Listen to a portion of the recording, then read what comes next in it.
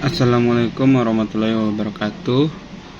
Nama saya Ardika Cahaya Putra dari kelas 4A3 mata kuliah Kewarganegaraan.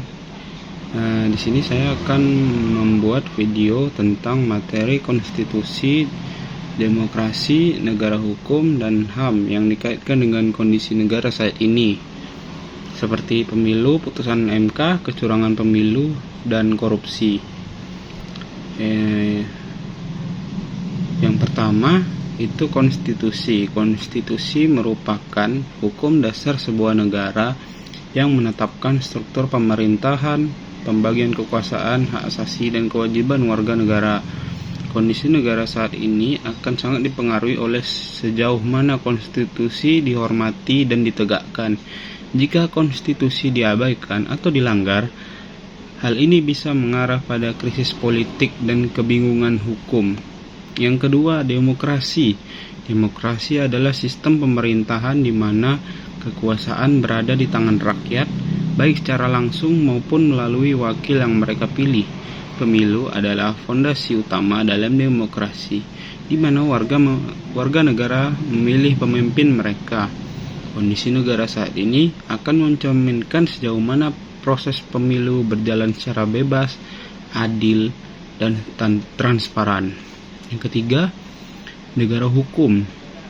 Negara hukum adalah konsep di mana pemerintahan harus tunduk pada hukum dan semua warga negara, termasuk pejabat pemerintah, sama di mata hukum. Kecurangan pemilu, korupsi, atau pelanggaran hukum lainnya akan mengikis prinsip negara hukum dan mempengaruhi kepercayaan publik terhadap lembaga-lembaga pemerintah.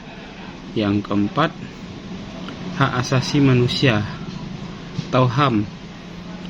Hak asasi manusia adalah hak-hak yang melekat pada semua individu tanpa diskriminasi, seperti hak atas kehidupan, kebebasan, dan keadilan. Putusan MK yang berkaitan dengan perlindungan HAM akan mempengaruhi kondisi negara, menunjukkan sejauh mana pemerintah menghormati dan melindungi hak-hak warga negara.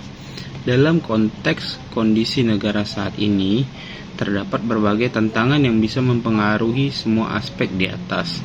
Kecurangan dalam pemilu, keputusan MK yang kontroversial, atau korupsi yang merajalela dapat mengancam fondasi demokrasi, negara hukum, dan penghormatan terhadap HAM. Oleh karena itu, penting untuk membuat lembaga-lembaga demokratis, meningkatkan transparansi dan akuntabilitas, serta memperkuat penegakan hukum untuk menjaga keseimbangan kekuasaan dan melindungi hak warga negara.